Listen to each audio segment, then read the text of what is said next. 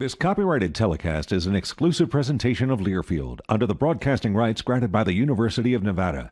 Reuse of this presentation is prohibited without the express written consent of the University of Nevada and Learfield.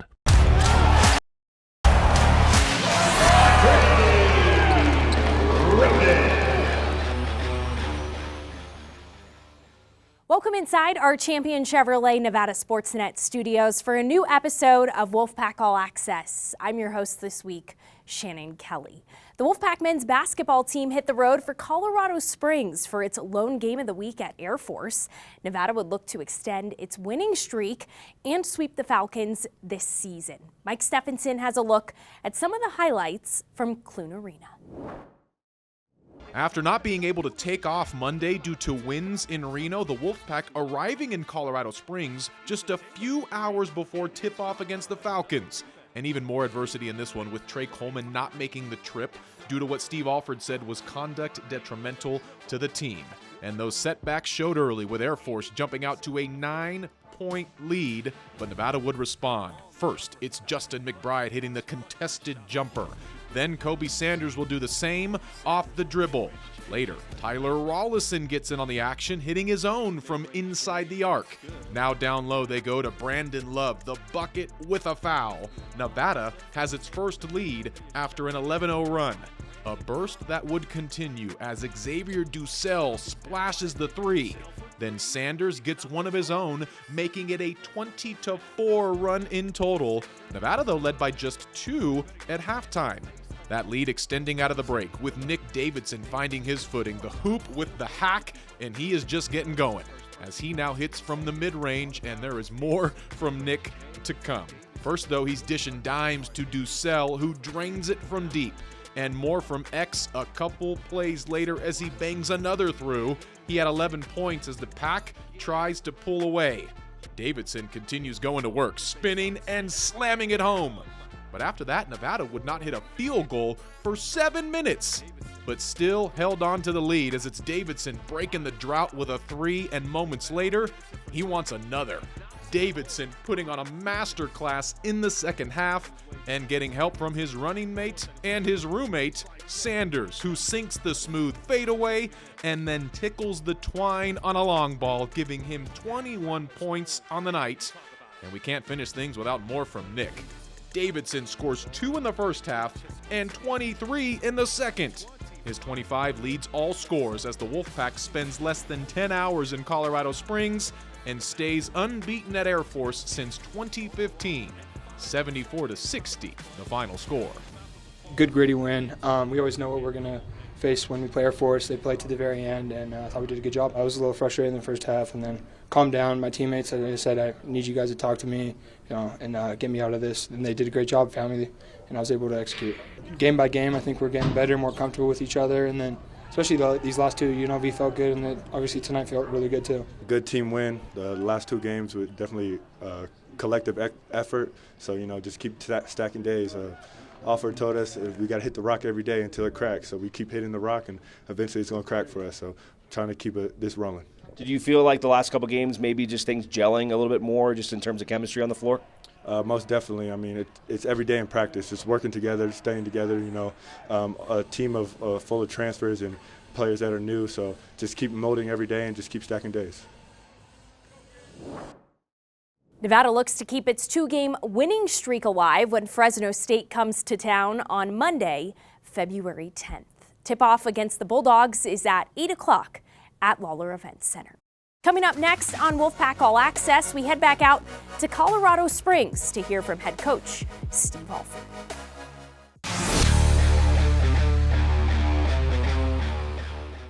Welcome back to Wolfpack All Access. Let's now head back out to Colorado Springs as Alex Margulies caught up with head coach Steve Alford after Nevada's 74-60 win against Air Force. All right, Coach, back-to-back wins for your team. Get a win out here on the road. Just what do you think of the way your team played? I just thought we really played hard, and I liked our toughness. Every run that they kind of put together. We squelched. I thought our defense was outstanding in the first half, and it was really solid in the second. And then we figured things out offensively in the second half. Got Nick going, got Kobe going, got some really good shots and scored. And they're learning, they're growing. And I think some of the controversy or just the adversity that we've hit in January has allowed them some growth, and we're seeing that growth. And we led almost start to finish, and they have been fighting and competing everybody all year long. So they're going to knock somebody off, and I'm just proud of our guys because I thought they really worked tonight. Very connected. It was a team, again, everybody that played, even Dry. I didn't get him in much, but he made a heck of a defensive stop when we put him in the first half. So we just had good contributions again by everybody. I think Air Force started like 14-5. How do you like the way your team, kind of flipped the switch and was able to settle in the first half and went on a nice run yourselves and eventually led by 7? Just the way you were able to kind of quickly turn things around after a slow start. Well, I think the guys are learning how to be coached, and I think that's part of it. Is that they're learning some things along the way instead of one taking things personal, or you miss a couple shots, you take it personal. You're going to win and compete at this level. You got to have some really mental toughness. And January, we were not very tough mentally, and hopefully we're correcting that here in February. But to beat UNLV, then come on the road with a quick turnaround and travel issues, to be able to get this double-digit win, I'm very, very pleased with the guys. And we got to get home. We're banged up. Daniel's banged up. Kobe's under the weather a little bit, so we've got guys logging some minutes. So this bye comes at a good time for us to, one, get rest, but then get a lot of really good practices under our belt before we finish out the final 8 games. On the offensive end, Nick had 25 points, 23 in the second half. How pleased were you with just the way that he was able to kind of take over and assert himself? Well, I just thought he was Nick Davidson in the second half. I thought in the first half he was way more passive than what we've got having. He's a go-to guy, but it's a process. It really is, Alex. We've talked about that. He's not been that main scorer, and he's learning that. And I think you saw that tonight. That I think early in the season, how he played in the first half could have ended up being his game. And did that in the second half. So he's showing some growth. It's not easy being a go-to guy, and Kobe's the same way. Kobe responded under the weather in a really big way. So both those guys obviously had big point productions, but we had a lot of guys do a lot of good things, and just very pleased. Trey Coleman not in the lineup, did not travel with the team. Did you want to address that? It was just coach's decision. Anytime there's conduct that's detrimental to the team, then this is what's got to take place. And now hopefully he can do the things he's got to do and apologies and get himself back to where he's going to be a productive member of this team. But it was really my decision. How surprising was that to deal with a guy that you've had in the program for many years, played over 100 games, for you to have that type of situation happen? Well, it's disappointing for sure, but he's been here 5 years, so he should know the level of what this program's about. And now it's about, let's see growth, let's see maturity, let's be a grown man and now do the things that you've got to do that you should be doing. And because we need Trey. Trey can be an integral part of what we're doing, but that decision is going to be about him going forward. It's going to be 6 days, but Fresno State comes in next Monday. You guys played them at their place. What do you remember about that game? What do you kind of expect in that matchup with the Bulldogs? Just a very athletic team. That they're playing more zone now. They zoned us a lot, but they're playing faster, big, heavy drive team. So we'll turn our sights to them here this week, but right now we're going to enjoy this one, and hopefully we can get home tonight. Thanks, Coach. Thank you. Appreciate it. Coming up next, the Wolfpack football team added some new faces to the 2025 roster on signing day. A look at some of the latest additions to Silver and Blue football.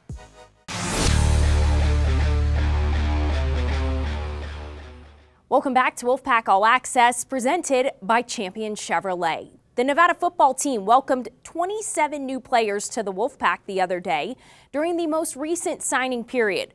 The 27 guys consist of 5 high school recruits and 22 transfers. So during February and December signing windows, second-year head coach Jeff Choate and his staff landed 53 new players.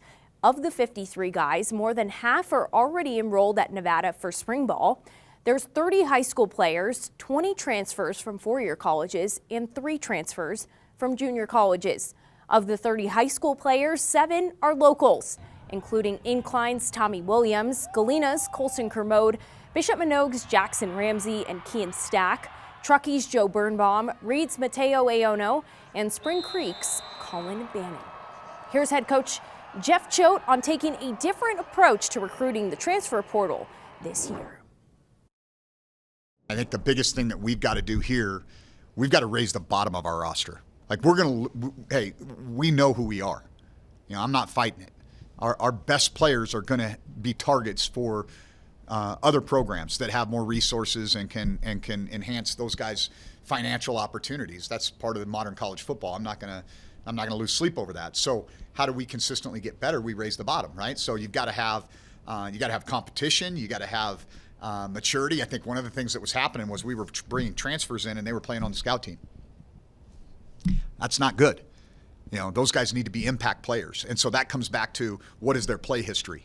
These guys have consistently played at a high level over the course of their career. They are guys that can come in and help us right now.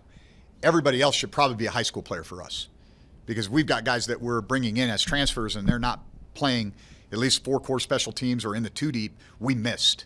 And so I'd rather miss on a high school kid who, hey, year 1 they didn't have it, but year 2 they start to progress and they start to move up our pipeline. I think that's a healthier roster, and I think that's why you're seeing the emphasis on the high school recruiting. You can see a full list of the signees on NevadaSportsNet.com. Nevada will begin spring ball in March and cap off its training session with a Friday Night Lights scrimmage in Carson City on April 11th, followed by the Austin Corbett and Joel Batonio camp and a Gridiron Girls Clinic the next day on April 12th. Here's Chris Murray with a look at this week in Wolfpack history, presented by Bradley Drendel and Janae.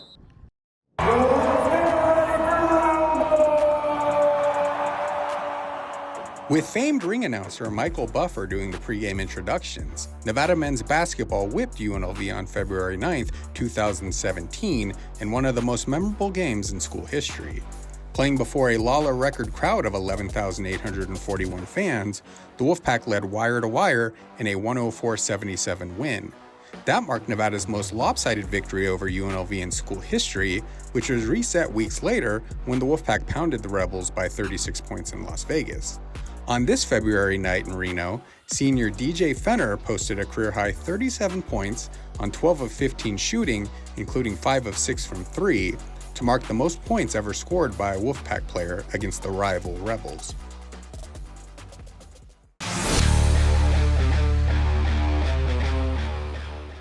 My name is Taylor Holder with the University of Nevada baseball team, and I'm here to answer 5 questions.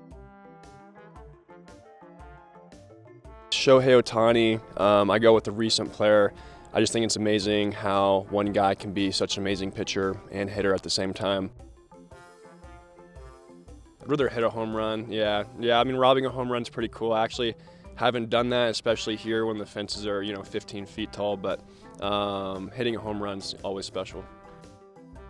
I just think it's the best and most complete team since I've been here. This is my 3rd year here now with Jake and the staff, and I've just seen such big improvements year after year. And I'm just excited to play with this new set of guys. I think it'd be pretty cool to fly. I'd go to Hawaii. Never been there, unfortunately. I don't know why I haven't, but that's probably the first place I'd go. Welcome back to Wolfpack All Access. I'm Shannon Kelly. It may be winter, but the boys of summer are getting ready to take the field at Piccoli Park under 3rd-year head coach Jake McKinley. Mike Stephenson caught up with the squad at Don Weir Field. Riding a steady climb over the past 2 seasons, the Wolfpack baseball team doesn't plan to stop in 2025. Expectations are higher from a wins and losses perspective, but in terms of how we go about our business, that's always been the same. Following 25 wins in 2024, the Wolfpack returns a veteran squad, a group now well invested under 3rd-year head coach Jake McKinley. It's an old team, and we're kind of finding at the college level that age wins. They've gone through some of those lumps and some of those challenges, and I think they've come out of it on the right end. The expectations are high inside and outside, with Nevada picked to finish 2nd in the always competitive Mountain West Conference. The Silver and Blue also landing a trio of players on the preseason All-League team.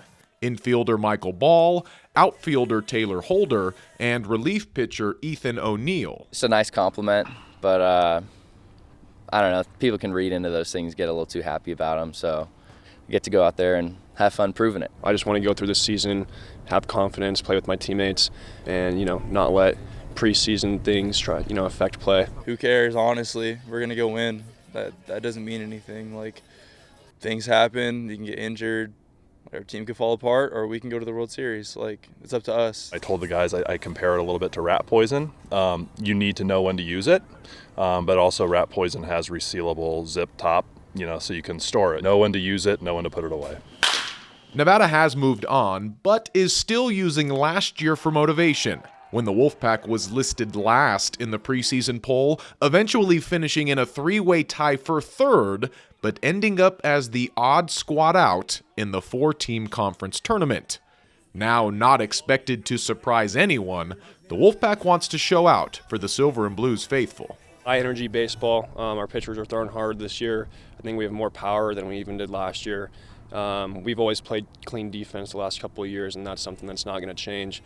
So I would just say a high-energy team that's got a lot more to prove this year. We're all ready just to come back and fire through and win some games because we have to prove a point. Like, we're a team that's going to make the playoffs every single year, and it's going to start with this year. If you just want to see 9 guys smiling, giving all they have for the community of Reno, I think it's a great way to spend a day. We're going to be flying around out here for you guys and hopefully end up with a Mountain West championship. Nevada opens the season February 14th with the first of 4 games at Cal Berkeley. The Wolfpack's Spicoli Park debut comes a week later, the 21st, with Cal State Bakersfield in town. Back on 3, 1, 2, 3, hey! For Wolfpack All Access, I'm Mike Stephenson. The baseball program held its 40th annual Bobby Dolan Dinner the other night, welcoming Nevada Hall of Famer and Major League veteran and World Series champion Lyle Overbay back to the biggest little city as the keynote speaker for baseball's biggest fundraiser of the year. Coming up next on Wolfpack All Access, we'll talk some more hoops and check in with how the Pack ladies fared in its pair of Mountain West games this week.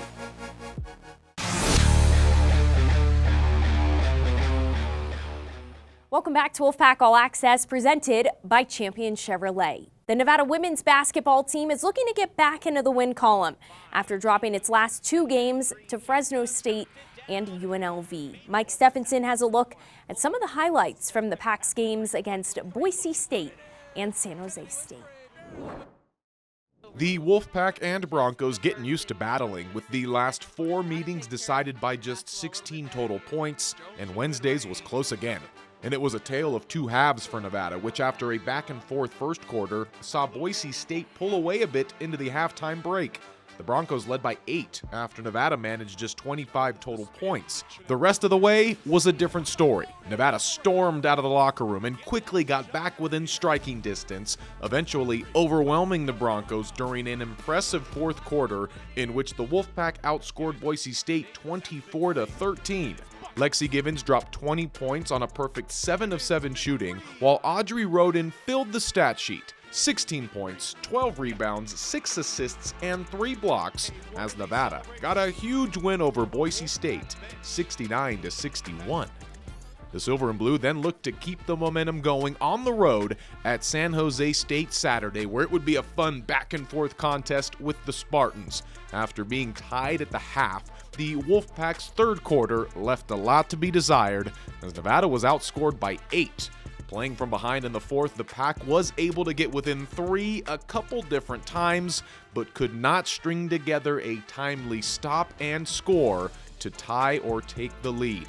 Givens was big again, scoring 21, while Izzy Sullivan chipped in 14, but Nevada fell 72-67. So a big step forward Wednesday was followed by a big step backwards Saturday for Amanda Levin's team. Well, this year, it's honestly been like roller coaster, a lot of up and down, and we're still in the up and down phase. And as a coach in February, like that's not at all where I want to be. And I think we show moments of brilliance where we can, play and beat anybody. And then we show moments of I don't even know what the word is. It's the opposite of brilliant, where, you know, anybody could beat us. And so we're just still fighting to try to figure out how to be consistent. The ladies will play a pair of games this week, first at Fresno State on Wednesday, then host UNLV on Saturday. We'll air both games for you live on Nevada Sports Net.